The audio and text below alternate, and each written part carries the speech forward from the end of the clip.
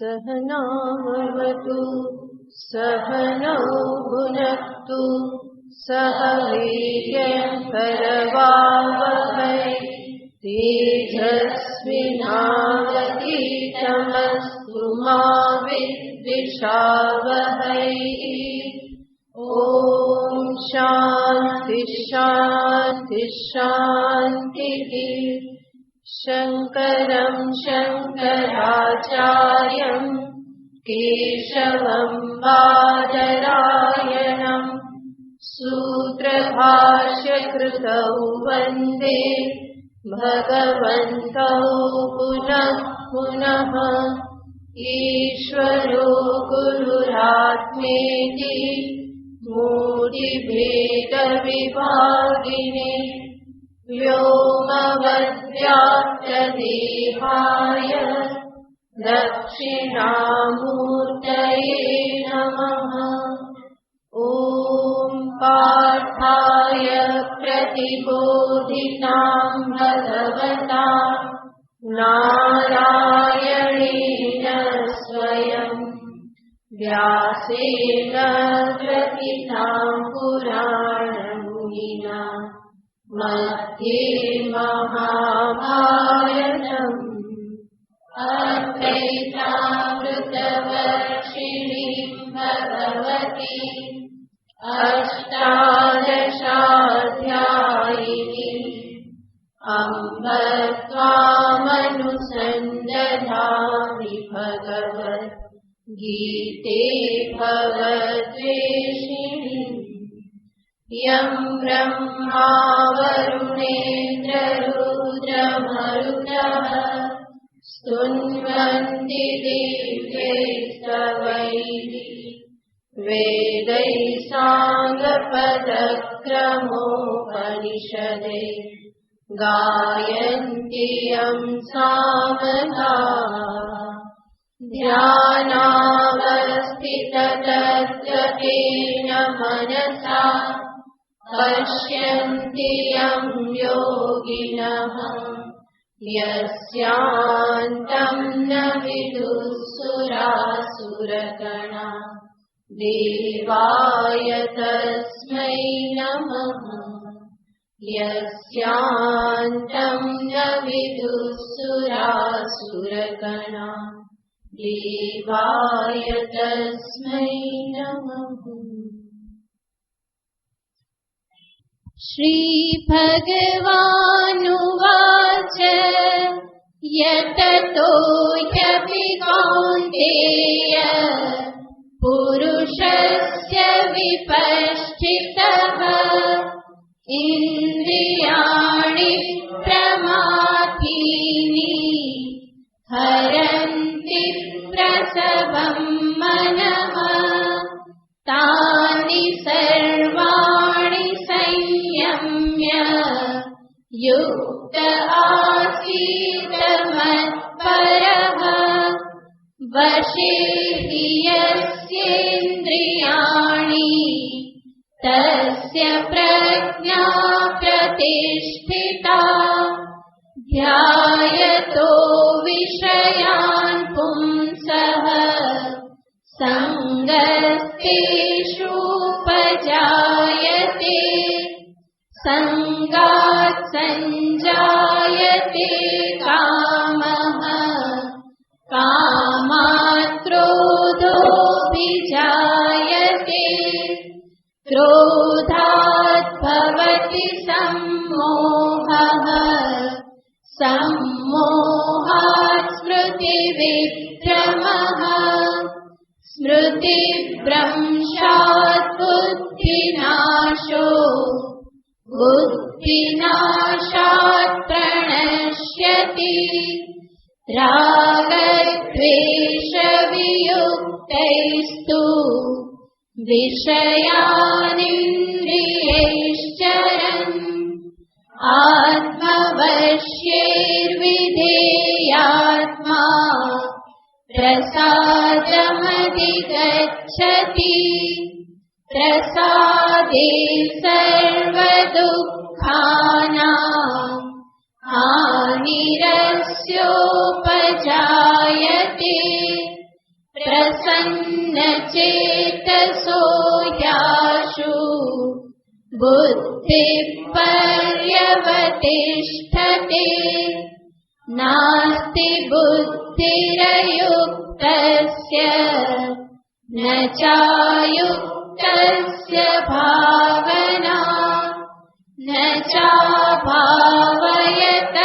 शान्तिः अशान्तस्य कुतः सुखम् इन्द्रियाणां हि चरताम् यन्मनोनुविधीयते तदस्य हरति प्रज्ञाम् वायुर्नावमिवाम्भसि तस्माद्यस्य महाबाहो निगृहीतानि सर्वशः इन्द्रियाणीन्द्रियार्थेभ्यः तस्य प्रज्ञा प्रतिष्ठिता या निशा सर्वभूतानां तस्यां जागर्ति संयमी यस्यां जागृति भूतानि सा निशा पश्यतो मुनिः आपूर्यमाणमचलप्रतिष्ठम् समुद्रमाप प्रविशन्ति यद्वत् तद्वत् कामायं प्रविशन्ति सर्वे स शान्तिमाप्नोति न कामकामी।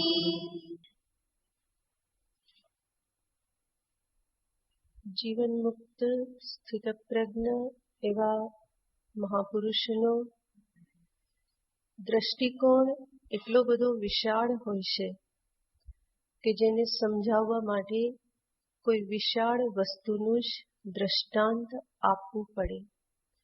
કોઈ સામાન્ય ઉપમા એના માટે કામ લાગતી નથી. વિશેષ ઉપમા જોઈએ. આમ પણ જોઈએ તો એના દ્રષ્ટિકોણને સમજાવવા માટે કોઈ પણ ઉપમા અધૂરી પડે. છતાં પણ કોઈને કોઈ ઉપમાનો આધાર લઈને પ્રતિપાદન કરવું પડે. તો એ ઉપમા પણ કેવી હોવી જોઈએ, દ્રષ્ટાંત કેવું હોવું જોઈએ, તો કે વિશાળ હોવું જોઈએ. કારણ કે મહાપુરુષનો દ્રષ્ટિકોણ, એનો વ્યવહાર, આ બધું જ વિશાળતાથી, ઉદારતાથી હંમેશા છલકતું હોય છે. તો એવા મહાપુરુષનું ભગવાને અહીંયા નિરૂપણ કરવાને માટે સમુદ્રની ઉપમા આપે છે. ભગવાન કહેશે કે જેવી રીતે આપૂર્યમાણમ અચલ પ્રતિષ્ઠમ સમુદ્ર. સમુદ્ર કેવો છે? ચારે બાજુથી ભરપૂર છે, પરિપૂરિત છે. અને એટલા માટે જ અચલ પ્રતિષ્ઠ, એ પોતાની પ્રતિષ્ઠામાં અચલ છે. એ ક્ષુબ્ધ થતો નથી, ક્યારેય પણ વિચલિત થતો નથી. આપણને ક્યારેક દેખાય કે બહુ વિચલિત છે, પરંતુ એ તો ઉપરના સતહ પર છે. એના અંતરતમ ઊંડાણમાં એ હંમેશા ગંભીર હોય છે, શાંત હોય છે. તો આવા સમુદ્રનું દ્રષ્ટાંત ભગવાન મહાપુરુષને માટે આપે છે. ભાગવતમાં પણ ભગવાન આ પ્રમાણે સમુદ્રનું જ દ્રષ્ટાંત આપે છે મહાપુરુષને દર્શાવવા માટે. ત્યાં પણ ભગવાને કહે છે કે મુનિ કેવો હોય? મુનિ પ્રસન્ન ગંભીરો. ભગવાને અહીંયા પણ સ્થિતપ્રજ્ઞને માટે મુનિ શબ્દ વાપરેલો છે. પશ્યતઃ મુનેહે યાનિશા સર્વભૂતાનામ શ્લોકમાં. તો ભાગવતમાં પણ કહેવામાં આવ્યું છે કે મુનિ કેવો હોય? પ્રસન્ન ગંભીર. પ્રસન્ન ગંભીરો દુર્વિગાહ્ય દુરત્યય. આ બધા મુનિ માટેના બધા લક્ષણો આપેલા છે કે એ પ્રસન્ન હોય, ગંભીર હોય, દુર્વિગાહ્ય હોય અને સાથે સાથે દુરત્યય હોય. અનંત પારોહી અક્ષોભ્ય, સાથે સાથે કેવો છે કે જેનો પાર અનંત, જેનો પાર આવે એવો નથી. અને અક્ષોભ્ય સ્થિમિતાદિ ઇવાનનવ, તો ત્યાં પણ સમુદ્રને સામે રાખીને કહેવામાં આવેલું છે. તો એના માટે વિશેષણો વાપર્યા છે. સર્વપ્રથમ કહ્યું પ્રસન્ન ગંભીર ઇવ અર્ણવ, સમુદ્રની જ ઉપમા આપી. તો સમુદ્ર પણ કેવો હોય છે? તો કે પ્રસન્ન છે. સમુદ્ર ક્યારેય દુઃખી હોતો નથી, હંમેશા આનંદનો ઘૂઘવાટ કરતો હોય છે. તો જેવી રીતે એ પ્રસન્ન છે. પ્રસન્ન શબ્દનો અર્થ આપણે પહેલા પણ જોયેલું હતું, પ્રસન્ન યાને નિર્મલ. તો સમુદ્રનું જલ જે છે એ પણ પ્રસન્ન હોય છે, નિર્મલ હોય છે. નાનું ખાબોચિયું હોય કે નદી નાળા હોય તો ચોમાસામાં મેલા થઈ જાય, એનું જલ જે છે એ માટીવાળું કચરાવાળું થઈ જાય. પરંતુ સમુદ્રમાં ગમે એટલું ઠલવાય તો પણ જલ કેવું રહેશે? નિર્મલ જલ રહેશે. તો એ રીતે સમુદ્રમાં હંમેશા પ્રસન્નતા હોય છે. એવી જ પ્રસન્નતા, નિર્મલતા હંમેશા મહાપુરુષના મનમાં પણ હંમેશા જોવા મળે છે. એના મનને કોઈ દૂષિત કરી શકતું નથી. એટલા માટે જ ધીર પુરુષ માટે કહેવાય છે વિકાર હેતૌ સતી ન વિક્રિયંતે એશામ ચેતાંસી તે એવ ધીરાહ. ધીર પુરુષ, સ્થિત પ્રજ્ઞ પુરુષ કોણ છે? તો કે વિકાર હેતૌ, વિકાર પ્રાપ્ત થવા માટે કારણ હોય છતાં પણ જેનું મન વિચલિત થતું નથી એને ધીર પુરુષ કહેવાય છે. અને આવી ધીરતા સ્થિત પ્રજ્ઞ મહાપુરુષમાં હોય છે. એટલા માટે જ એનું અંતર ક્યારેય પણ મેલું થતું નથી.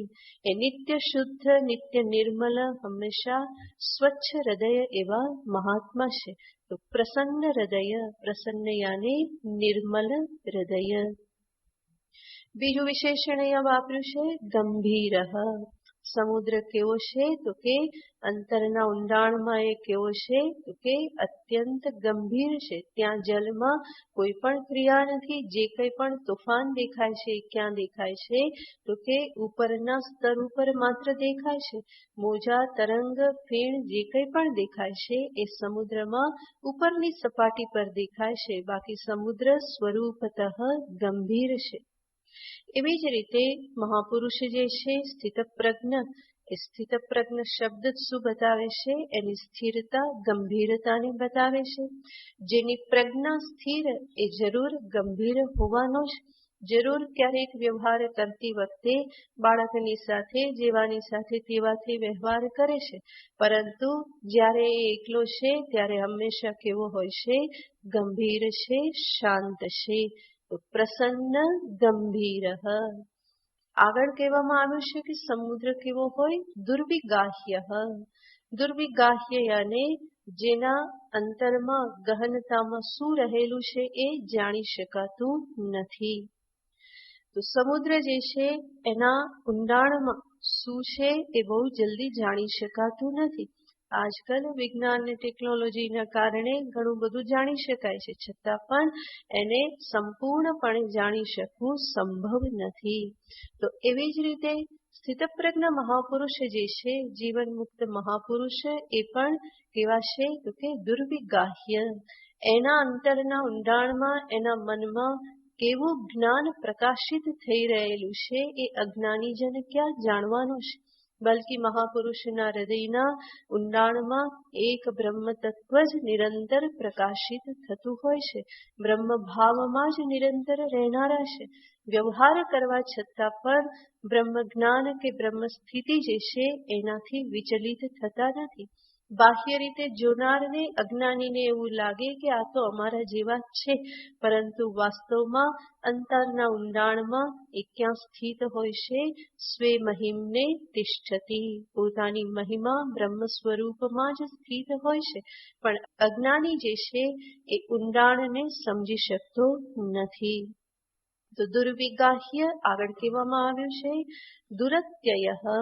દુરત્યય એટલે કે એને પાર પામવો કઠિન છે. જેવી રીતે સમુદ્રનો પાર પામવો કઠિન છે, એવી જ રીતે મહાપુરુષનો પાર પામવો કઠિન છે. કારણ કે મહાપુરુષ પોતાને જે સ્વરૂપે સમજે છે એ બ્રહ્મ સ્વરૂપમાં જ કોઈ પાર નથી, કોઈ મર્યાદા નથી. તો મહાપુરુષને પોતાને પણ કોઈ મર્યાદા ક્યારેય પણ સ્પર્શ કરી શકતી નથી. અજ્ઞાનીજન માત્ર એના શરીરને, એના વ્યવહારને જુએ છે, પરંતુ સ્વરૂપ દ્રષ્ટિથી મહાપુરુષ કેવા છે કે દુરત્યય, એનો અત્યય કરી શકાતો નથી, એને પાર કરી શકાતો નથી. તો એક અખંડ બ્રહ્મ તત્વને પાર કરીને કોઈ વસ્તુ અસ્તિત્વ ધારણ કરી શકતી નથી. માટે જ આગળ કહેવામાં આવ્યું અનંત પારહ, એનો પાર કેવો છે તો કે અનંત, જેનો અંત પામી શકાતો નથી. અનંત પારહ આગળ કહ્યું છે અક્ષોભ્ય. સમુદ્ર કેવો છે? અક્ષોભ્ય છે. એમાં કંઈ પણ પડે તો કંઈ અસર થતી નથી. નાનું એક ખાબુચિયું હોય, એમાં નાનો પથ્થર પડે તો પણ ખળભળાટ મચી જાય છે અને કેટલું બધું બહાર ઉછળે છે. પરંતુ સમુદ્રનું ઊંડાણ એટલું બધું છે કે એ ક્યારેય પણ ક્ષોભિત થતો નથી. મોટા મોટા જહાજો, સ્ટીમર, એમાં ક્યાં ગરકાવ થઈ જાય કંઈ ખબર પડતી નથી. તો એટલું બધું ગાંભીર્ય, ઊંડાણ સમુદ્રમાં છે, જેના પરિણામે એ ક્યારેય પણ ક્ષુબ્ધ થતો નથી. બધાને પોતાનામાં એ સમાવી લે છે, બલ્કિ ક્યાં બધું જતું રહેશે ખબર પણ પડતી નથી. તો એ અક્ષોભ્ય હોવું એ સમુદ્રનું સ્વરૂપ છે. અને મહાપુરુષ પણ હંમેશા કેવા હોય છે? અક્ષોભ્ય હોય છે. એને પણ ક્યારેય પણ સ્તુતિ, નિંદા, માન, અપમાનના પથરાઓ, મોટી મોટી શિલાઓ એમને ક્યારેય પણ ક્ષુબ્ધ કરી શકતી નથી. માનાપમાનયો તુલ્ય તુલ્ય નિંદાત્મ સંસ્તુતિ. હમણાં 12મા અધ્યાયમાં જ ભગવાન આગળ કહેવાના છે કે આ મહાપુરુષ કેવા હોય? માન અપમાનમાં જે સમાન છે, નિંદા અને સ્તુતિમાં જે સમાન છે. તો જાણે છે જેની નિંદા સ્તુતિ થાય છે એ વાસ્તવમાં હું નથી, અને હું જે છું એની નિંદા સ્તુતિ કરવી કોઈના માટે સંભવ જ નથી. તો પછી હેરાન થવા માટે કોઈ કારણ જ રહેતું નથી. સામાન્ય મનુષ્ય કે જે પોતાના સ્વરૂપને નથી સમજતો, એને કોઈએ કંઈ બે શબ્દો કડવા કહી દીધા તો એ અંદરથી આખો ઉકળી જાય છે. એનો અર્થ શું થયો? એ ક્ષુબ્ધ થઈ ગયો. અંદરથી આખું એક પ્રકારની મચલ ઉઠી જાય છે. પરંતુ સમુદ્રની જેમ મહાપુરુષ જે છે એને આવા કોઈ પણ શબ્દો કે કોઈ પણ વ્યવહાર જે છે એને ક્ષુબ્ધ કરી શકતું નથી, કારણ કે એનો દ્રષ્ટિકોણ સમુદ્રની જેમ અત્યંત વિશાળ છે. માટે હંમેશા અક્ષોભ્ય રહે છે. તો સમુદ્ર જેવી વિશાળતા એના અંતરમાં છે. એટલા માટે જ કહેવામાં આવે કે સમુદ્રનું ઊંડાણ કોણ જાણે? તો કે કંઈક મંદરાચલ જે છે એ થોડું ઊંડાણ જાણી શકે, બાકી જે બંદર જે છે એનું ઊંડાણ શું જાણે? એવી જ રીતે અહીંયા પણ મહાપુરુષના હૃદયમાં જે સમજદારી છે, જે અભયની પ્રતિષ્ઠા છે, જે જ્ઞાનની પ્રતિષ્ઠા છે અને જે આનંદની પ્રતિષ્ઠા છે, એને કોઈ બીજો જ્ઞાની જ સમજી શકે. અજ્ઞાનીને માટે સમજવું સંભવ નથી. પોતાના સદ્રૂપના કારણે એ હંમેશા અભય છે. પોતાના ચિદ્રૂપના કારણે હંમેશા સમજમાં પ્રતિષ્ઠિત છે અને પોતાના જ આનંદ સ્વરૂપમાં એ હંમેશા સ્થિત છે. તો મહાપુરુષની અભય પ્રતિષ્ઠા, જ્ઞાન પ્રતિષ્ઠા કે આનંદ પ્રતિષ્ઠાને સમજવા માટે કોઈએ મહાપુરુષ જ થવું પડે. અજ્ઞાની એનો પાર પામી શકતો નથી. અને આ અભય સમજ અને આનંદની પ્રતિષ્ઠાના કારણે જ એ હંમેશા અક્ષોભ્ય રહેશે, વિચલિત થતો નથી. તો આવી રીતે સમુદ્રની આ અચલ પ્રતિષ્ઠા જે છે એને ભગવાને અહીંયા દ્રષ્ટાંત તરીકે આપી મહાપુરુષને માટે. ભાગવતમાં પણ આ પ્રમાણેનું જ નિરૂપણ કરવામાં આવેલું છે. એટલું જ નહીં, સમુદ્ર શબ્દની વ્યુત્પત્તિ જોઈએ સંસ્કૃત વ્યાકરણના આધારે તો પણ એનાથી સરસ અર્થ પ્રગટ થાય છે. સમુદ્ર શબ્દ સમ ઉપસર્ગ પૂર્વક ઉંદ ધાતુમાંથી બનેલો છે. સમ ઉપસર્ગ પૂર્વક ઉંદ ધાતુ, ઉંદી ક્લેદને, કે જે ક્લેદન કરવાના અર્થમાં વપરાય છે. ક્લેદનનો અર્થ થાય કે વસ્તુને ભીની કરી દેવી, ઓછી કરી દેવી, એને કહેવાય ક્લેદન. અને જલ હંમેશા આ કાર્ય કરે છે. તો ઉંદી ક્લેદને એવી ધાતુ પરથી આ શબ્દ આવેલો છે, સમુપસર્ગ પૂર્વક. એનો અર્થ થાય છે સમુદયતી, સંક્લેદયતી, શીતલયતી, પરિપૂરયતી, સ્વાશ્રિતાન, સ્વસમીપસ્થિતાન સ સમુદ્રઃ. સમુદ્ર કોને કહેવાય? તો એનો અર્થ આના પરથી નીકળે છે કે સમુદ્ર એ કે જે સમુદયતી, સંક્લેદયતી, સ્વાશ્રિતાન, પોતાના આશ્રયે જે રહેલા હોય એને શું કરે છે? તો કે જલથી પરિપૂરિત કરી દે છે. સમુદ્રમાં કઈ વસ્તુ પડી તો એ કેવી થઈ જાય છે? ભીની થઈ જાય છે અને એનું ક્લેદન થાય છે. એના અણુએ અણુમાં જલ જે છે એ લાગી જાય છે. અથવા તો સમુદ્ર શું કરે છે? તો કે પોતાને આશ્રિત રહેલા અથવા તો પોતાની સમીપ રહેલાને શીતલતા પ્રદાન કરે છે. એટલા માટે જ ગરમીના દિવસોમાં બધા સમુદ્ર કિનારે ફરવા જાય, જેનાથી શું પ્રાપ્ત થાય છે? શીતલતા પ્રાપ્ત થાય છે. તો પોતાને આશ્રિત, પોતાની સમીપ રહેલા લોકોને જે પરિપૂરિત કરે, જે શીતલતા પ્રદાન કરે, એને કહેવામાં આવે છે સમુદ્ર. અને મહાપુરુષ પણ શું કરે છે? જે એને આશ્રિત છે, જે એની સમીપમાં જાય છે, એને એ શું કરે છે? તો કે શીતલતા પ્રદાન કરે છે. તો સર્વનો અનુભવ છે.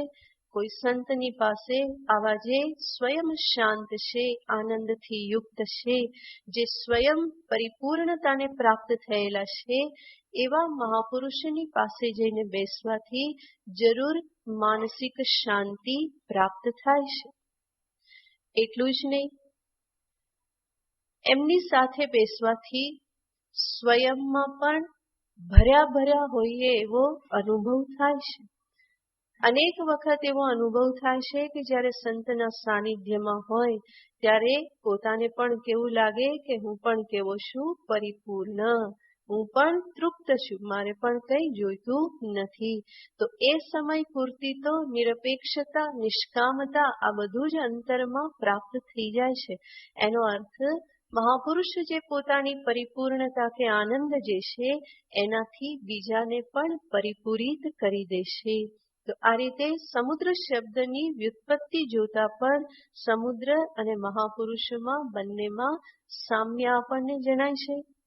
તો ભગવાને આ પ્રમાણે દ્રષ્ટાંત આપ્યું અને આગળ ભગવાન કહે છે સમુદ્રમ આપઃ પ્રવિશંતિ યદ્વત.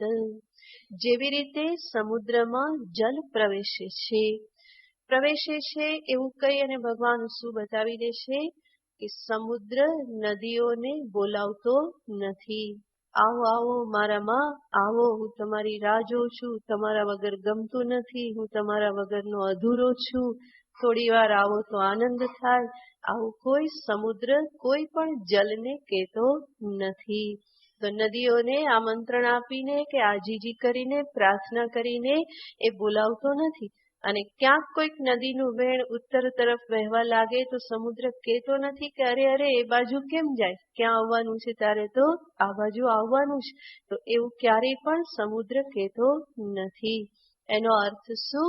બધી જ નદીઓ, બધા જ જલ જે છે એ આપોઆપ જ સમુદ્રમાં ઠલવાય છે. આપઃ પ્રવિશંતિ યદ્વત. એવી જ રીતે અહીંયા કહેવામાં આવે છે કે સર્વ વિષય જે છે એ મહાપુરુષને આપોઆપ પ્રાપ્ત થાય છે. આપોઆપ પ્રાપ્ત થાય છે એનો અર્થ એવો નહીં કે જગતના બધા વિષયો બધા આવીને એને મળે છે.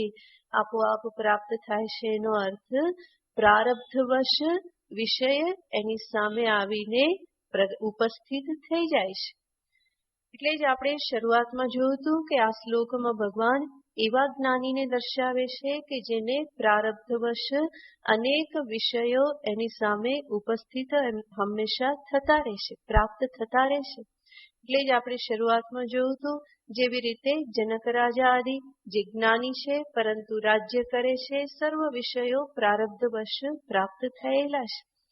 તો એ વિષયો પ્રાપ્ત થાય છે એનો અર્થ શું? તો ભગવાન અહીંયા કહેવા માંગે છે કે મહાપુરુષ એની પ્રાપ્તિને માટે પ્રયત્ન કરતા નથી.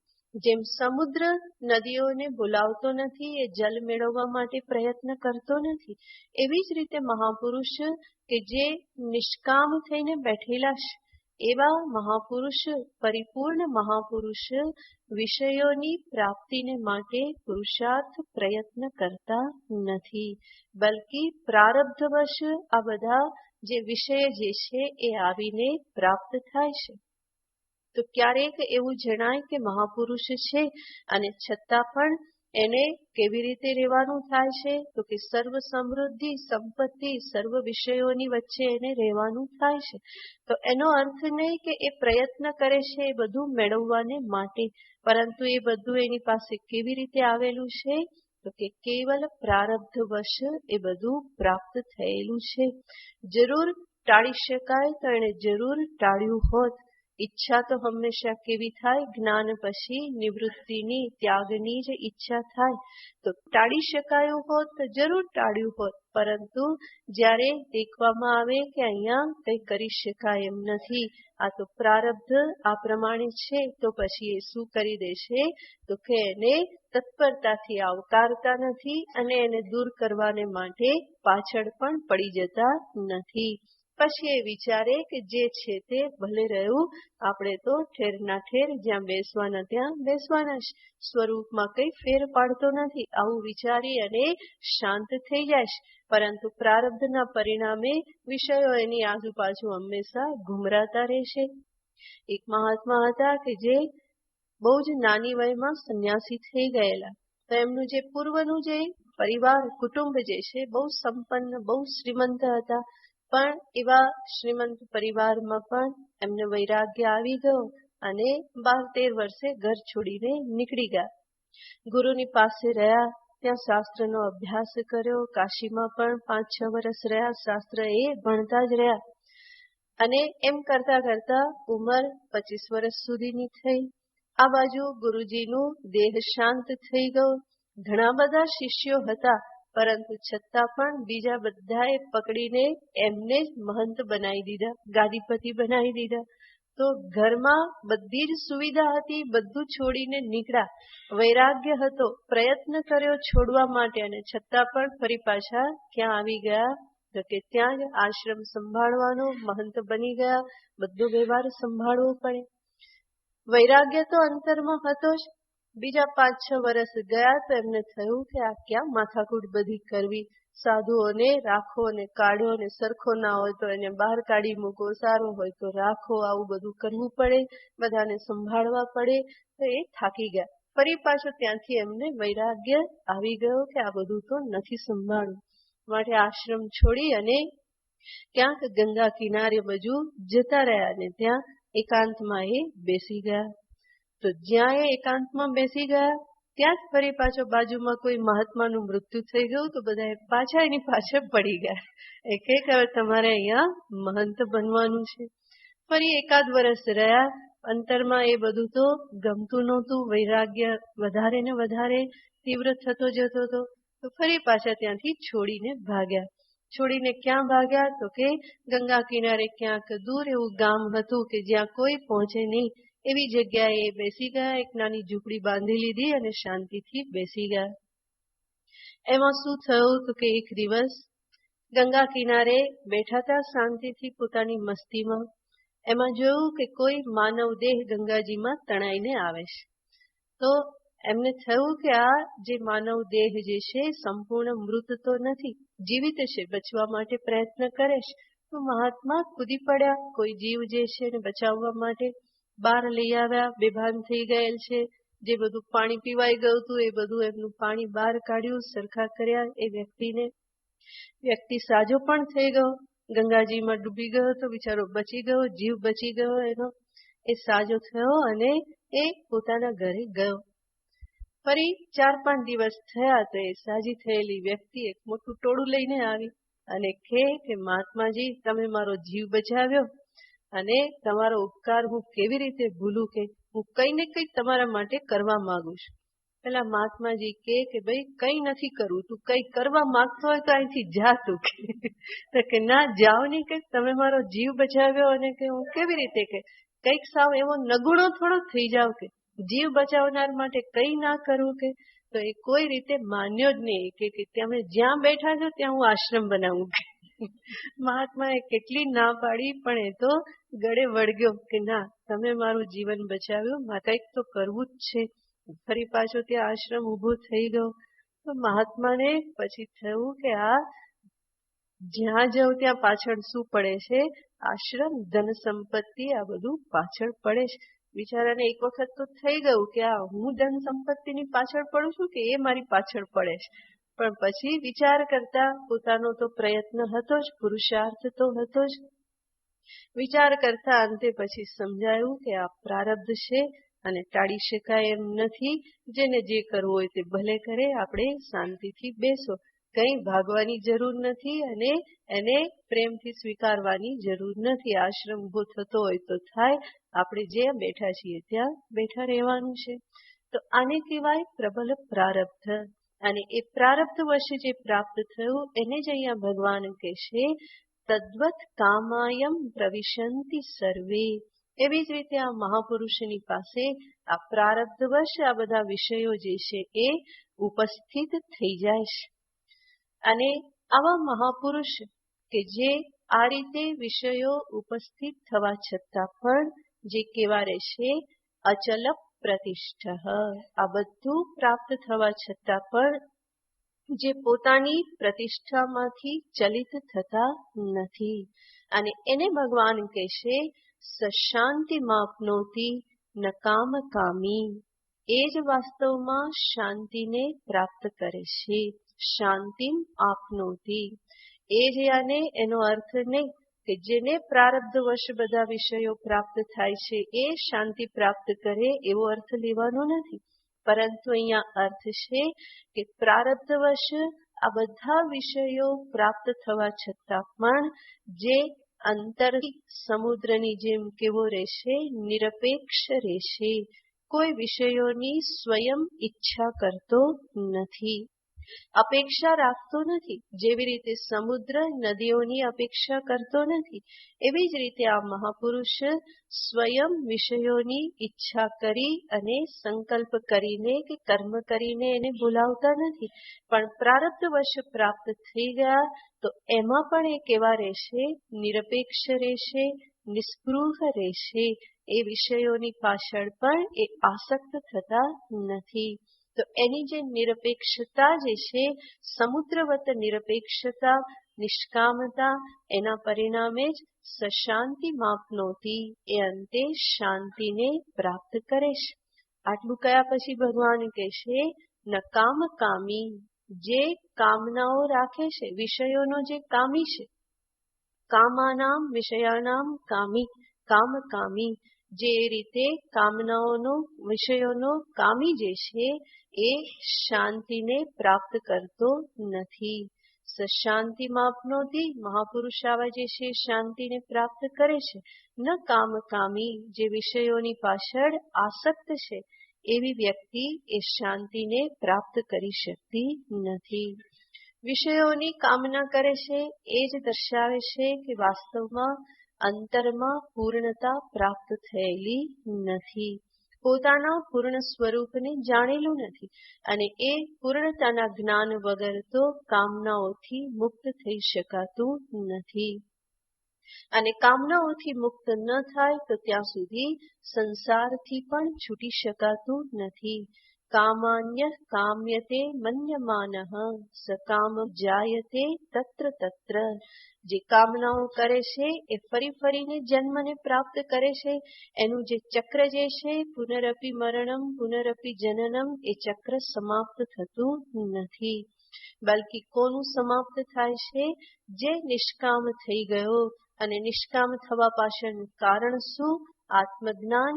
એ જ એના માટે સાધન છે, કારણ છે. તો મહાપુરુષ આટલો અચલ પ્રતિષ્ઠા છે, આટલો એ નિરપેક્ષ થઈને અક્ષોભ્ય થઈ અને પોતાનું જીવન જીવે છે. એની પાછળનું રહસ્ય છે એના અંતરમાં ઉત્પન્ન થયેલું તત્વજ્ઞાન. તત્વજ્ઞાન વગર આ પ્રમાણેની સ્થિતિ પ્રાપ્ત કરવી સંભવ નથી.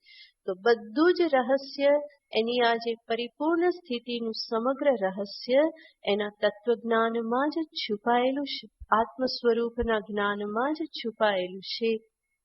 એટલા માટે જે આ સ્થિત પ્રજ્ઞતા જે છે એની પ્રાપ્તિનો સૌથી પ્રથમ ઉપાય કે મહાન કે મુખ્ય ઉપાય શું છે? તત્વજ્ઞાન એ જ એના માટેનો ઉપાય છે. સ્થિત પ્રજ્ઞ એક તત્વદર્શી મહાપુરુષ છે. એણે તત્વનું દર્શન કરેલું છે અને આ દર્શન જ અહીંયા મહત્વનું છે. માત્ર વાતો કરવાથી થતું નથી. દર્શન કરવું એનો અર્થ છે સાક્ષાત અપરોક્ષતયા પોતાના બ્રહ્મ સ્વરૂપને સમજી લેવું. એનું જ નામ અહીંયા દર્શન છે. પરોક્ષ જ્ઞાનથી આટલું કામ થઈ શકતું નથી. તો જે સાક્ષાતયા પોતાના બ્રહ્મ સ્વરૂપને, સર્વવ્યાપક અખંડ સચ્ચિદાનંદ સ્વરૂપને જે અપરોક્ષતયા પ્રમાણે જાણી લે છે, એ જ આ સ્થિતિને અંતે પ્રાપ્ત કરે છે. વ્યવહારિક દ્રષ્ટિએ મહાપુરુષ આપણને આપણા જેવા જ લાગે, કારણ કે આપણે એને કઈ રીતે જોઈએ છીએ? એને એક શરીરધારી, બે હાથ, પગ, મસ્તક સાથે જ આપણે એને જોઈએ છીએ. પરંતુ મહાપુરુષ પોતાને કેવી રીતે જુએ છે? એ આ શરીરથી વિલક્ષણ કૂટસ્થ સાક્ષી બ્રહ્મ ચૈતન્ય સ્વરૂપે એ હંમેશા પોતાને જુએ છે. અને એ જે દ્રષ્ટિકોણ જે છે, એ દ્રષ્ટિકોણ કેટલો બધો વિશાળ દ્રષ્ટિકોણ છે. વેદાંત સિદ્ધાંત જે છે એ કોઈ દેહની સુખાકારી મેળવવા માટે શરૂ થતો નથી. એ માત્ર કોઈ પરિવારની સુખાકારી માટે કે પરિવારની સ્થિરતા માટે કે કોઈ રાષ્ટ્ર, પ્રાંત, દેશ એના માટે વેદાંત જ્ઞાન નથી. વેદાંત સિદ્ધાંત તો અનંત કોટી બ્રહ્માંડને પોતાનામાં સમાવી લેનાર છે. તો એવો સિદ્ધાંત જેણે આત્મસાત કરી લીધો, એ ઊંડાણને જેણે સમજી લીધી, એ વ્યાપકતાને જેણે સમજી લીધી, એનો દ્રષ્ટિકોણ કંઈક વિલક્ષણ જ હોય છે. એ કોઈ સામાન્ય દ્રષ્ટિકોણ નથી. અને આના માટે જ મનુષ્યએ હંમેશા પરિશ્રમ કરવાનો છે. જીવનમાં આ જ એક મુખ્ય પુરુષાર્થ છે, જેની પ્રાપ્તિ થવાથી જીવન સાર્થક થાય છે. જીવન જીવ્યાનો આનંદ પ્રાપ્ત થાય છે. બલ્કિ જીવન જેના માટે હતું એના માટે જ જીવન વપરાયું એ સિદ્ધ થાય છે. બાકી અનેક મનુષ્ય જીવન કેવી રીતે વેડફાઈ જાય છે? સંસારમાં જ વેડફાઈ જાય છે. એની જ સમૃદ્ધિ, માન, સત્તા, પ્રતિષ્ઠા, ધન, ગૃહ, પરિવાર આ બધું પ્રાપ્ત કરવામાં જ અનેક માનવ જીવન બધા વ્યતીત થઈ ગયેલા છે. પરંતુ માનવ જીવનનું મુખ્ય પ્રયોજન તો આ સંસાર ચક્રનું ભેદન કરવું, એ જ એનું મુખ્ય પ્રયોજન છે. અને એ આ તત્વદર્શનથી જ સંભવ બને છે. સામાન્ય દર્શન ત્યાં કામ લાગતું નથી.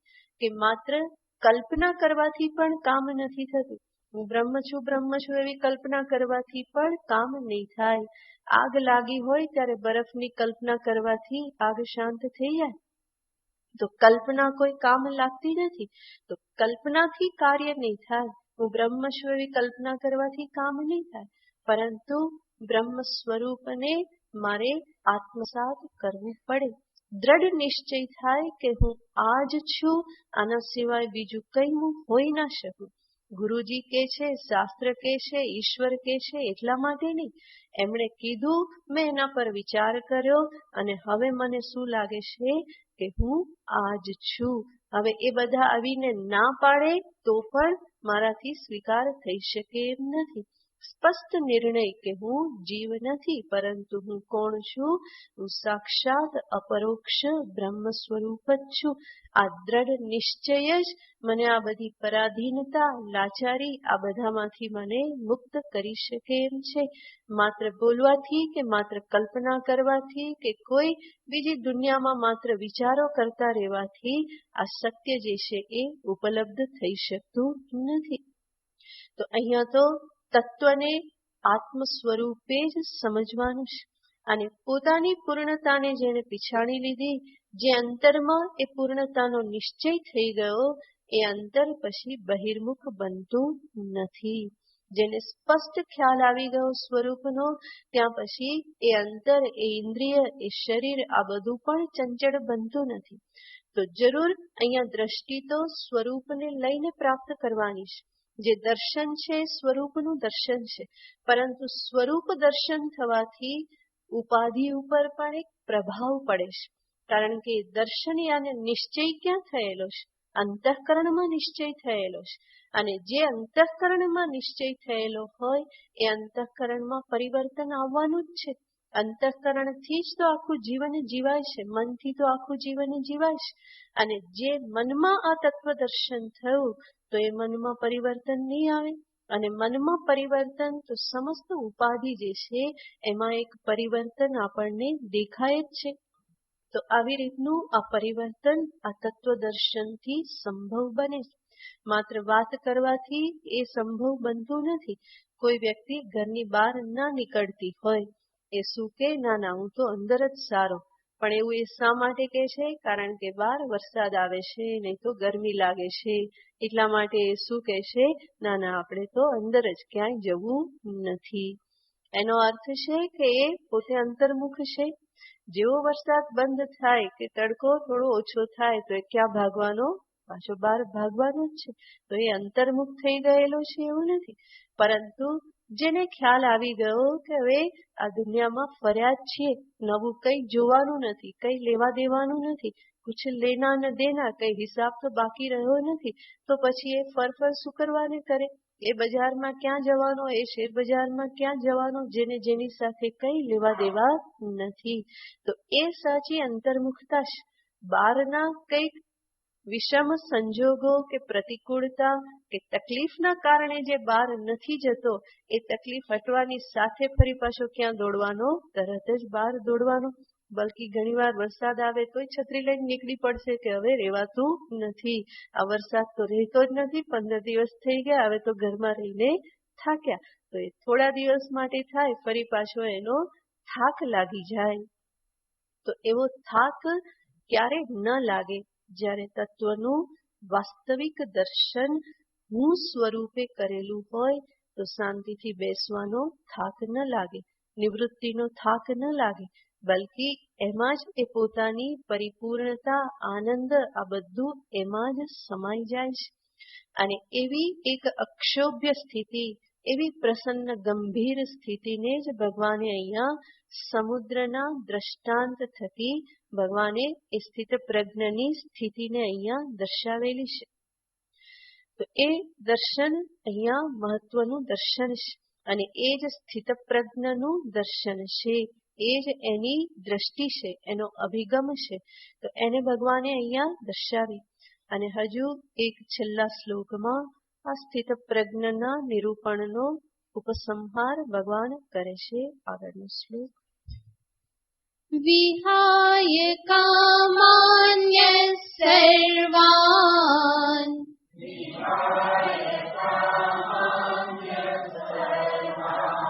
પુમાંશ્ચરતિ નિસ્પૃહઃ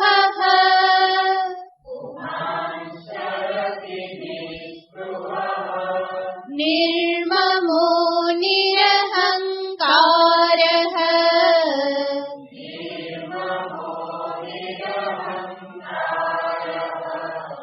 શાંતિમધિગચ્છતિ.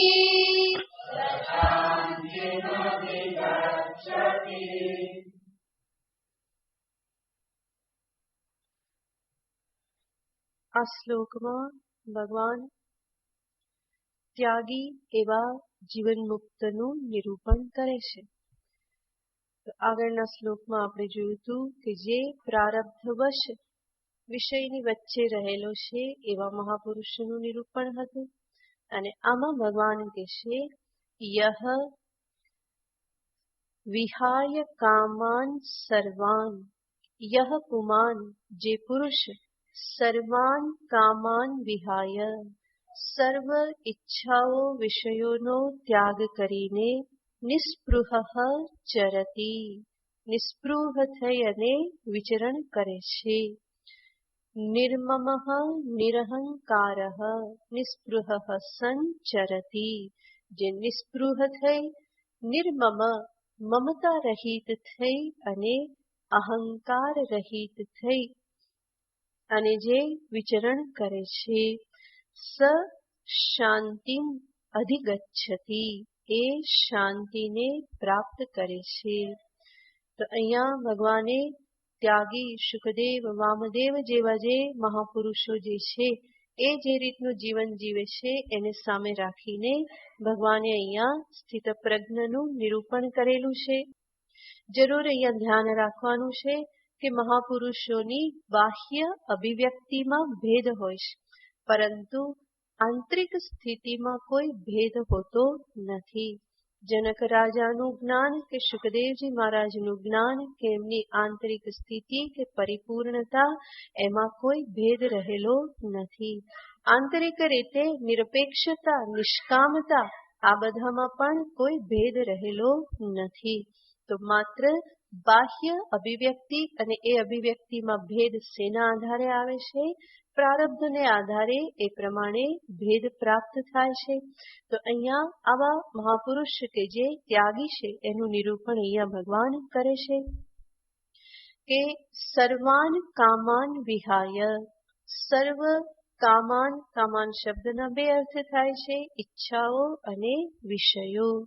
તો સર્વ ઈચ્છાઓ, વિષયો, આ બધાનો ત્યાગ કરીને યહ પુમાન, જે પુરુષ, જે સ્થિતપ્રજ્ઞ પુરુષ, જીવન મુક્ત મહાપુરુષ, નિસ્પૃહ સંચરતી, જગતમાં એ કેવી રીતે વિચરણ કરે છે? નિસ્પૃહ બનીને, નિર્મમ બનીને, નિરહંકાર બનીને એ આ જગતમાં વિચરણ કરે છે. તો અર્જુનનો છેલ્લો પ્રશ્ન હતો, કિમ વ્રજેત, વ્રજેત કિમ, એ કેવી રીતે ચાલે છે, જાય છે, વિચરણ કરે છે? એનું ભગવાન અહીંયા સ્પષ્ટપણે ઉત્તર આપે છે કે નિસ્પૃહ ચરતી, એનું વિચરણ કેવું હોય છે? નિસ્પૃહ, નિર્મમ, નિરહંકાર વિચરણ એનું હોય છે. સર્વાન કામાન વિહાય, વિહાય યાને છોડીને. આપણને અહીંયા સ્વાભાવિક પ્રશ્ન થાય કે હમણાં તો કહ્યું કે પ્રારબ્ધવશ આ બધું પ્રાપ્ત થાય છે, જેને છોડી શકાતું નથી. તો પછી અહીંયા કેવી રીતે કહેવામાં આવ્યું કે એ બધું છોડી દેશે? તો એનો ઉત્તર એ જ છે કે પ્રારબ્ધ પણ બે પ્રકારના હોય છે. એક કહેવાય છે મંદ પ્રારબ્ધ અને બીજું કહેવાય છે તીવ્ર પ્રારબ્ધ. જેમાં તીવ્ર પ્રારબ્ધ જે છે એનાથી છૂટી શકાતું નથી. જેમ હમણાં આપણે પહેલા જોયું, મહાત્મા જ્યાં જાય ત્યાં આશ્રમને મહંતી સામે આવીને ઊભી રહે. બિચારાએ કેટલી મહેનત કરી પણ એ કેળો છોડે જ નહીં. તો એ કેવું પ્રારબ્ધ કહેવાય? કે તીવ્ર પ્રારબ્ધ કહેવાય. પરંતુ જે મંદ પ્રારબ્ધ જે છે એને છોડી શકાય છે, ત્યાગી શકાય છે. અને એ ત્યાગી શકાય છે એટલા માટે જ સંન્યાસ લેવો સંભવ બને છે. જો પ્રારબ્ધ કોઈ પણ જરા પણ ટસમસ ના કરી શકાતું હોત તો સંન્યાસી ના જ થઈ શકાય. કારણ કે બધા ક્યાં જન્મે છે? પરિવારમાં જન્મે છે. ત્યાં પરિવારની વચ્ચે રહેશે, વિષયોની વચ્ચે રહેશે, કુટુંબની વચ્ચે રહેશે. તો એ પણ પ્રારબ્ધથી જ પ્રાપ્ત થયેલું છે. પણ પ્રારબ્ધથી પ્રાપ્ત થયું હોવા છતાં પણ ત્યાંથી એ પ્રારબ્ધનો ત્યાગ કરવો સંભવ બને છે. કારણ કે એ પ્રારબ્ધ કેવું છે? મંદ પ્રારબ્ધ છે. અને ઘણાનું તીવ્ર પ્રારબ્ધ હોય તો ઘરમાં હોય, સંન્યાસ લેવાની ઈચ્છા હોય તો લઈ શકતા નથી. તો એ કેવું પ્રારબ્ધ કહેવાય? તીવ્ર પ્રારબ્ધ કહેવાય. અને ઘણા જે ત્યાગવાની ઈચ્છા કરે છે તો એને ત્યાગી શકે છે.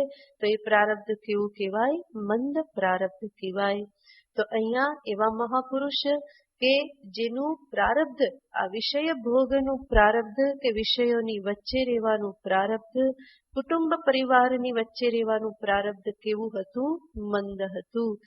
એ મંદ હતું એટલા માટે જ એને એ ટાળી શક્યા, એને છોડી શક્યા, જેના પરિણામે આ સર્વનો ત્યાગ કરી અને સંન્યાસી નિસ્પૃહ એવું એ જીવન વિતાવવાને માટે સમર્થ છે. એટલા માટે જ તો સંન્યાસનું વિધાન જે છે એ કરવામાં આવે છે. બાકી જો આવું સંભવ જ ના હોત, જે પ્રારબ્ધમાં છે એ બધું સ્વીકારી જ લેવાનું હોત, તો સંન્યાસની વિધિ પણ સિદ્ધ થઈ શકત નહીં.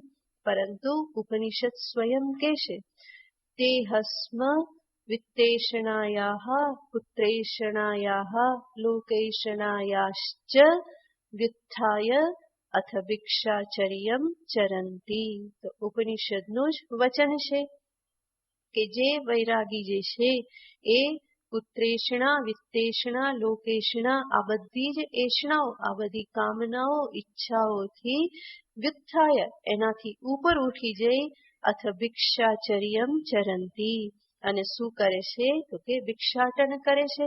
ભિક્ષાટન કરે છે એનો અર્થ સંન્યાસ ધારણ કરે છે. તો એ સર્વ ત્યાગવાનો પુરુષાર્થ એને કર્યો અને એ પુરુષાર્થ સફળ થયો.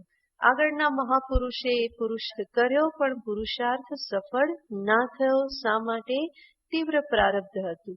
આ મહાત્મા એના માટે પુરુષાર્થ કરે અને શું થઈ ગયું? તો કે લોટરી લાગી ગઈ. એ પ્રારબ્ધ કેવું હતું? મંદ હતું, અને એટલા માટે એ બધાનો ત્યાગ કરી શક્યા. તો આ ત્યાગ માટે એમણે પ્રયત્ન કર્યો.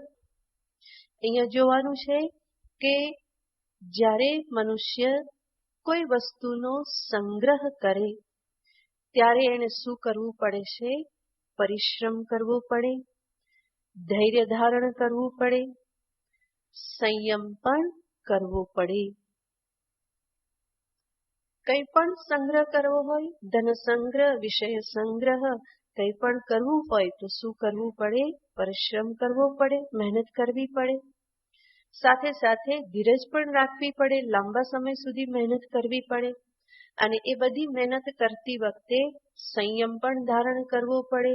ભૂખ તરસ વેઠવા પડે. સવારથી રાત સુધી પરિવારથી દૂર જઈ ટિફિન લઈ ઠંડુ ઠંડુ ખાવું પડે. બધું કેટલી બધી સંયમ ધારણ કરવો પડે છે, ઇન્દ્રિય સંયમ. તો ત્યાં ઈચ્છા થાય કે હવે કઈ ટીવી જોવું છે, સિરિયલ જોવું છે, તો નોકરી કરતા કરતા જોવાય નહીં. તો એટલા માટે પછી કંઈક બીજા ઉપાય કાઢવા પડે. મને કોઈ બેન કહેતી હતી કે અમે કામ કરીને થાકી જઈ, પછી હું શું કરું? ગુરુમાં સાધક છે તો એ કે પછી નેટ ખોલીને કોઈ સારા આધ્યાત્મિક લેખ હોય એ વાંચું, કે પુસ્તક તો વાંચવા નહીં દે, બોસ જુએ તો શું કે અહીંયા વાંચવાની મનાય છે. એટલે કે નેટમાં કરતા હોય તેને લાગે કે કામ કરે છે.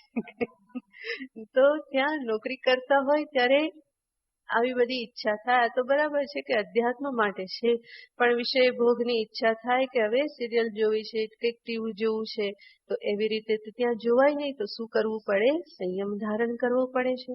તો સંગ્રહ કરતી વખતે પરિશ્રમ, ધૈર્ય, સંયમ આ બધું ધારણ કરવું પડે છે. પણ હકીકત છે કે ત્યાગ કરતી વખતે આના કરતા 100 ગણો પરિશ્રમ, 100 ગણું ધૈર્ય અને 100 ગણો સંયમ ધારણ કરવો પડે છે. છોડીને નીકળી જવું એ કોઈ સામાન્ય બાબત નથી. ધન, ગૃહ, પરિવાર, મિત્ર, બંધુ આ બધાને છોડીને નીકળી જવું, એના માટે ઘણો પુરુષાર્થ કરવો પડે. પોતાના મનની સાથે ઘણો બધો વિચાર વિમર્શ કરવો પડે. ભગવાન પર અનન્ય ભરોસો અંતરમાં ધારણ કરવો પડે. ધૈર્ય ધારણ કરવું પડે કે ભવિષ્યમાં જે પણ સ્થિતિ આવશે એને ઝીલી લઈશું. બીક રાખે, ચિંતા રાખે તો એ છોડી ક્યાંથી શકે? કાલ ઉઠીને ક્યાં જમવાનું મળશે એવી ચિંતા કરે તો એ ઘર છોડી શકે નહીં. કાલે હું બીમાર પડીશ તો મારું કોણ ધ્યાન રાખશે? કોણ મને પાણીનો ગ્લાસ ભરીને આપશે? કોણ કઈ મને ખીચડી બનાવીને ખવડાવશે? કોણ પગ દબાઈ દેશે, માથું દબાઈ દેશે? આવા બધા જે વિચાર કરે, ચિંતા કરે તો એ ત્યાગ કરી શકતો નથી. ધૈર્ય ધારણ કરવું પડે. જીવનમાં જે આવશે એને ઝીલી લઈશ, ક્યાંય હું પાછો નહીં પડું. આ ધૈર્ય કે હું અંતરમાંથી જ એવો મજબૂત બની અને નીકળું તો જ આગળ વધી શકું. તો પરિશ્રમ કરવો પડે, ધૈર્ય ધારણ કરવું પડે, અને સંયમ તો સાધકનું લક્ષણ છે જ. તો સામાન્ય પરિશ્રમ, ધૈર્ય, સંયમથી કામ નથી ચાલતું. તો સંગ્રહમાં જેટલું કરવું પડે એના કરતા અનેક ગણું આ બધું ત્યાગ કરતી વખતે કરવું પડતું હોય છે. અને એવો ત્યાગ જીવનમાં સંભવ બને છે. મંદ પ્રારબ્ધ હોય તો એને જરૂર ટાળી શકાય છે, ત્યાગ કરી શકાય છે. તો આ મહાપુરુષ જે છે એ એવા વિષય ભોગના પ્રારબ્ધને ત્યાગી અને નીકળી પડેલા છે. સર્વાન કામાન વિહાય. ફરી અહીંયા ભગવાને શબ્દ વાપર્યો છે સર્વાન. સર્વાન યાને બધી ઈચ્છાઓ, બધા વિષયોનો ત્યાગ કરીને. તો કોઈ એક બે વિષયનો ત્યાગ તો ઘણા લોકો કરી દેતા હોય છે. કંઈક બાધા લઈ લે, નિયમ લઈ લે.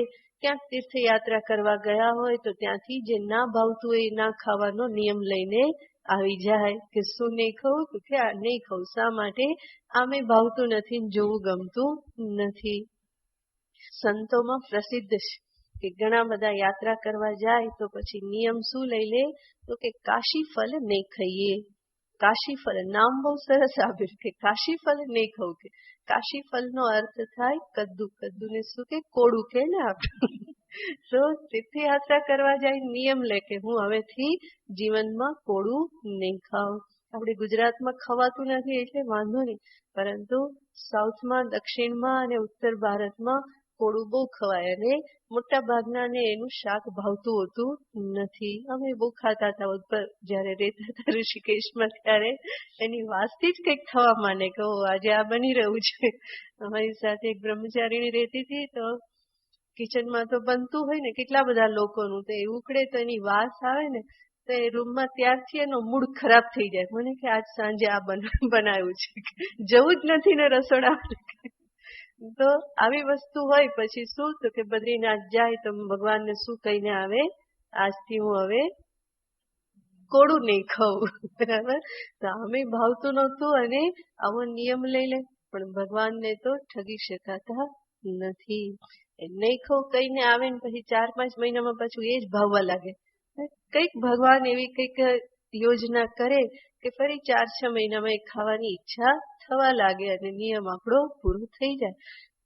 એક વખત છોડ્યું એનો અર્થ છે કે નિયમ જાળવી રાખવાનો હોય. નિયમ લઈને આવે, આવેશમાં હવેથી ચા નહીં પીવું, અને પછી થોડા દિવસમાં ચાલુ થઈ જાય. કેમ? કઈ ને કઈ બાના તો મળી જ જવાના છે ચાલુ કરવાને માટે. પણ ત્યાં એક ભાવમાં આવીને, ભક્તિના ઉભરામાં આવી અને નિયમ લઈ લે કે હવે ચા નહીં પીવું. અને ચા નહીં પીવાનો નિયમ લીધો તો પછી શું ચાલુ થઈ જાય? કોફી ચાલુ થઈ જાય. પછી ધીમે ધીમે લાગે કે હવે આ કોફી પીવી એના કરતા તો આમાં ઘણા બધા બેઠા છે એટલે કઉ છું. કારણ કે 4 ધામની યાત્રામાં ઘણા છોડેલું અને પછી આજે બધા ટેસ્ટથી ચા પીવે છે. તો ભગવાન કહે કે ભાઈ મને ખબર તારી જોડે કેવી રીતે વ્યવહાર કરવો, પનારો ફાડવો. તો આવી રીતે એક બે વિષય છોડવાથી કામ ના ચાલે. ભગવાન અહીંયા શું કહે છે? સર્વાન, સર્વ વિષયોને, સર્વ વિષયોની ઈચ્છાઓને, વિષયોને ત્યાગીને. યહ સર્વાન કામાન વિહાય. સ્વાભાવિક પ્રશ્ન થાય કે આ બધા જ વિષયોનો ત્યાગ કરી દે તો પછી જીવે કેવી રીતે?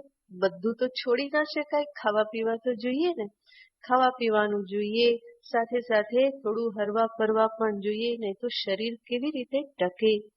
તો આવો પ્રશ્ન થાય તો એનો ઉત્તર છે કે જે કંઈ પણ વિધિ નિષેધ દર્શાવવામાં આવતા હોય એ શરીર નિર્વાહના સાધનને છોડીને જ કહેવામાં આવતા હોય. કારણ કે જે વિધિ નિષેધ, આ કરવું, આ ન કરવું, આ છોડવું, આ જે કંઈ પણ બતાવવામાં આવે કે કરવામાં આવે એ અંતે તો શેના માટે કરવામાં આવે છે? લક્ષ્યની સિદ્ધિને માટે. અને એ બધું ક્યારે સંભવ બને? તો કે શરીર જ્યારે ચાલે ત્યારે. શરીર નિર્વાહ ન થાય તો પછી એવા વિધિ નિષેધ પણ કોને બતાવવાના? માટે જે કંઈ પણ નિયમ આદિ બતાવવામાં આવતું હોય એ કોને સામે રાખીને? તો તો કે જીવન નિર્વાહના સાધનને છોડીને શરીર ટકાવવાને માટે જેટલું ખાવું પીવું જરૂરી એટલું ખાવું પીવું જ પડે. અને એ જોશે નહીં તો ચાલી કેવી રીતે શકે, સાંભળે નહીં તો વાત કેવી રીતે સમજશે. તો સર્વ વિષયોનો ત્યાગ એવી રીતે કહેવામાં આવતો નથી, પરંતુ અહીંયા ભગવાને શબ્દ વાપર્યો છે સર્વાન કામાન. કામાનનો અર્થ છે સર્વ ઈચ્છા પૂર્વક થતા ભોગ. વિશેષ ઈચ્છા કરીને કરવામાં આવતા જે ભોગ જે છે એ સર્વનો ત્યાગ કરી દે. ભોજન તો જરૂરી છે, પરંતુ ભોજન કેવું તો કે જે પ્રાપ્ત થયું તે. વિધિવશાત પ્રાપ્તેન સંતુષ્યતામ યદૃચ્છા લાભ સંતુષ્ટ. ઈશ્વર ઈચ્છાથી જે પ્રાપ્ત થયું એમાં સંતુષ્ટ છે. તો સ્વયં પોતાના તરફથી પ્લાનિંગ કરવામાં આવતું નથી. તો કામાનનો અર્થ છે વિશેષ ઈચ્છા પૂર્વક જે બધા ભોગ જે છે એ સર્વનો એ ત્યાગ કરી દે છે. તો એવી કોઈ વિશેષ ઈચ્છા આ મહાપુરુષ અંતરમાં ધારણ કરતા નથી. તો સામાન્ય જે વ્યવહાર, જે સ્વાભાવિક વ્યવહાર, હરવું ફરવું એ શરીરનો સ્વાભાવિક વ્યવહાર છે. અનિવાર્ય એને ભોજન આપવું પડે, પાણી આપવું પડે, આ બધું અનિવાર્ય છે. તો જે સ્વાભાવિક છે, અનિવાર્ય છે, એને છોડી અને બધા નિયમ કે વિધિ નિષેધ કહેવામાં આવતા હોય છે. નહીં તો એ સ્થિત પ્રજ્ઞ પણ ક્યાંક જતા હોય અને એમના કાનમાં કોઈ પિક્ચરનું ગીત પડી જાય તો એને વિશે ભોગ થોડો ગણી લેવામાં આવે. અથવા તો ક્યાંક કોઈના ઘરે ગયા અને ટીવી ચાલુ હોય ને થોડું જોઈ લીધું તો એ વિશે ભોગી થઈ ગયા, એવું કહેવાનું નથી. તો જે આંખ છે તો આંખ તો ખુલ્લી રહેશે. જીવન ચલાવવા માટે, ચાલવા માટે પણ આંખ ખુલ્લી રાખવી પડે. તો સાંભળવા માટે કાન પણ જોઈએ. તો જેટલું સ્વાભાવિક છે, અનિવાર્ય છે, એને છોડી અને આ બધા નિયમ કહેવામાં આવતા હોય છે. તો અહીંયા પણ જ્યારે કહેવામાં આવે છે વિહાય કામાન યહ સર્વાન, સર્વાન કામાન વિહાય, એનો અર્થ શું લેવાનો? જીવન નિર્વાહ થઈ શકે એ બધા વિષયો જેટલા આવશ્યક છે એટલા ભોગ સિવાયના સર્વ ભોગોનો ત્યાગ કરીને. યહ પુમાન નિસ્પૃહ સંચરતી, જે પુરુષ એ પ્રમાણે નિસ્પૃહ થઈ અને આ જગતમાં વિચરણ કરે છે. તો ભગવાને અહીંયા એ મહાપુરુષને માટે 3 શબ્દ વાપર્યા છે: નિસ્પૃહ, નિર્મમ, નિરહંકાર. આ 3 શબ્દને સમજવા માટે પહેલા સમજવું પડે કે સ્પૃહા શું છે, મમતા શું છે, અહંકાર શું છે. તો પછી એનો અભાવ જે છે એને આપણે સમજી શકીએ. અને પછી જોઈશું. ઓમ પૂર્ણમદ પૂર્ણમિદં પૂર્ણાત પૂર્ણમુદચ્યતે પૂર્ણસ્ય પૂર્ણમાદાય પૂર્ણમેવાવશિષ્યતે. ઓમ શાંતિ શાંતિ શાંતિ. હરિ ઓમ શ્રી ગુરુભ્યો નમઃ. હરિ ઓમ. खाना नंबर 200।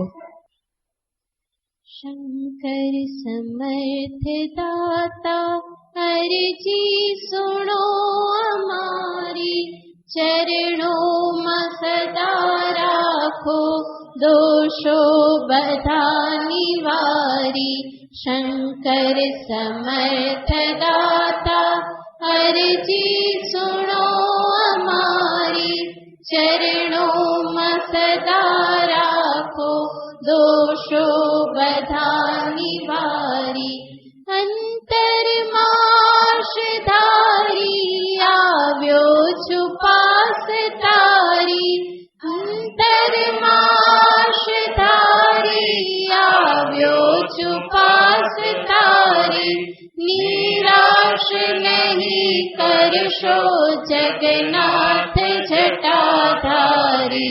शंकर समर्थ दाता हरि जी सुनो हमारी, चरणों में सदा राखो दोषो बधा निवारी। ओम बुद्धि मानव शक्ति सुजाणु तारी मंद बुद्धि मानव शक्ति सुजाणु तारी पड़े एक बात जाणु भक्तो निनावतारी शंकर समर्थ दाता अर्जी सुनो हमारी चरणों में सदा राखो दोषों निवारी अर्पी में पुष्प पाणी में आरती उतारी अर्पी में पुष्प पाणी में आरती उतारी होशो तने समर्पो तेज छू भिखारी शंकर समर्थ दाता अर्जी सुनो हमारी चरणों में सदा राखो दोषो बधा निवारी गुणगान तारा गाता विद्वान वेदधारी गुणगान तारा गाता विद्वान वेदधारी शोहू तने वखाणु स्तुति करू सुतारी शंकर समर्थ दाता अर्जी सुनो हमारी चरणों में सदा राखो दोषो बधा निवारी मन कर्म ने वचन हो क्षति जो मारी मन कर्म ने वचन हो क्षति जो मारी एक क्षम्य भावनाई जो जगत विहारी शंकर समर्थ दाता अर्जी सुनो हमारी चरणों में सदा राखो दोषो बधा निवारी सुत नार ने सदा विवेक ने विसारी सुत नार ने सदा विवेक ने विसारी भगवान करू भूलो भूलो छु भक्ति तारी शंकर समर्थ दाता अर्जी सुनो हमारी चरणों में सदा राखो दोषो बधा निवारी आशीष शिव आपो सेवा करू तमारी आशीष शिव आपो सेवा करू तमारी हे सत्य भावना माथर चुंबकी कुमारी हे सत्य भावना माथर चुंबकी कुमारी शंकर समर्थ दाता अर्जी सुनो हमारी चरणों में सदा राखो दोषो बधा निवारी चरणों में सदा राखो दोषो बधा निवारी ओम नमः शिवाय शिवाय नमः ओम नमः शिवाय शिवाय नमः ओम नमः शिवाय शिवाय नमः ओम नमः शिवाय शिवाय नमः शिवाय नमः शिवाय नमः शिवाय नमः ओम नमः शिवाय शिवाय नमः शिवाय शिवाय नमः ओम नमः शिवाय शिवाय नमः शिवाय हर हर हर हर हराय नमः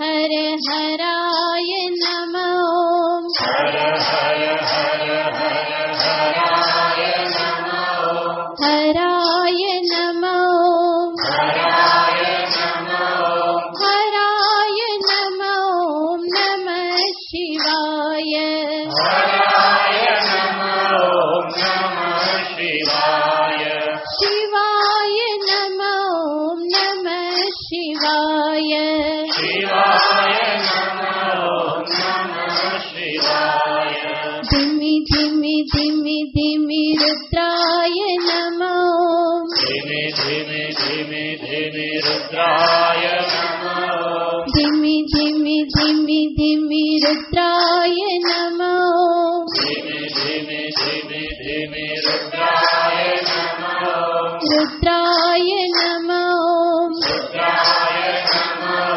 रुद्राय नमः नमः शिवाय रुद्राय नमः नमः शिवाय शिवाय नमः नमः शिवाय शिवाय नमः नमः शिवाय जय जय जय मृत्युंजयाय नमः जय जय जय मृत्युंजयाय नमः जय जय जय मृत्युंजयाय नमः जय जय जय मृत्युंजयाय नमः जयाय नमः जयाय नमः जयाय नमः नमः शिवाय जयाय नमः नमः शिवाय शिवाय नमः नमः शिवाय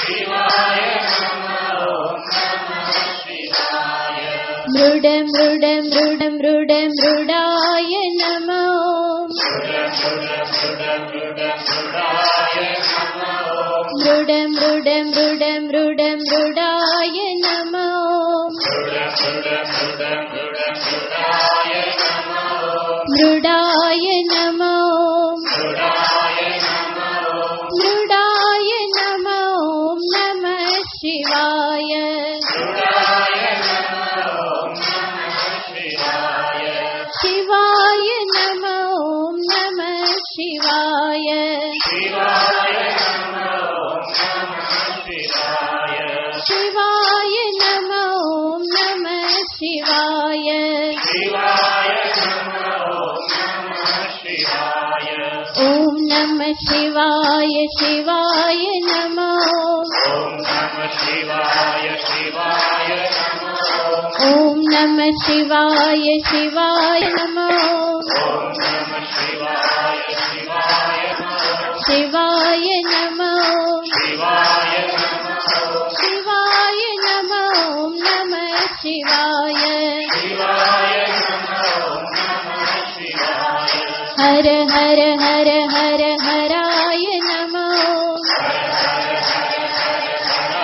नमः हराय नमः हराय नमः हराय नमः नमः शिवाय हराय नमः नमः शिवाय जय जय जय मृत्युंजयाय नमः जय जय मृत्युंजयाय नमः जयाय नमः जयाय नमः जयाय नमः नमः शिवाय जयाय नमः नमः शिवाय धिमि धिमि धिमि धिमि रुद्राय नमः धीमे धीमे धीमे धीमे रुद्राय नमः रुद्राय नमः रुद्राय नमः रुद्राय नमः नमः शिवाय रुद्राय नमः नमः शिवाय शिवाय नमः नमः शिवाय शिवाय नमः नमः शिवाय हराय नमः नमः शिवाय हराय नमः नमः शिवाय जयाय नमः नमः शिवाय जयाय नमः नमः शिवाय रुद्राय नमः नमः शिवाय रुद्राय नमः नमः शिवाय मृडाय नमः नमः शिवाय रुद्राय नमः नमः શિવાય શિવાય નમઃ ઓમ નમઃ શિવાય શિવાય નમઃ નમઃ શિવાય શિવાય નમઃ ઓમ નમઃ શિવાય શિવાય નમઃ ઓમ નમઃ શિવાય શિવાય નમઃ ઓમ નમઃ શિવાય શિવાય નમઃ ઓમ નમઃ શિવાય શિવાય નમઃ ઓમ નમઃ શિવાય શિવાય નમઃ ઓમ નમઃ શિવાય શિવાય નમઃ ઓમ નમઃ શિવાય શિવાય નમઃ ઓમ નમઃ શિવાય શિવાય નમઃ ઓમ નમઃ શિવાય શિવાય નમઃ ઓમ નમઃ શિવાય શિવાય નમઃ ઓમ નમઃ શિવાય શિવાય નમઃ ઓમ નમઃ શિવાય શિવાય નમઃ ઓમ નમઃ શિવાય. બોલ શ્રી કૃપાનિધિ મહાદેવ કી જય. શ્રી કૃષ્ણચંદ્ર ભગવાન કી જય. રાજા રામચંદ્ર ભગવાન કી જય. સદગુરુદેવ કી જય. નમઃ પાર્વતી પતયે.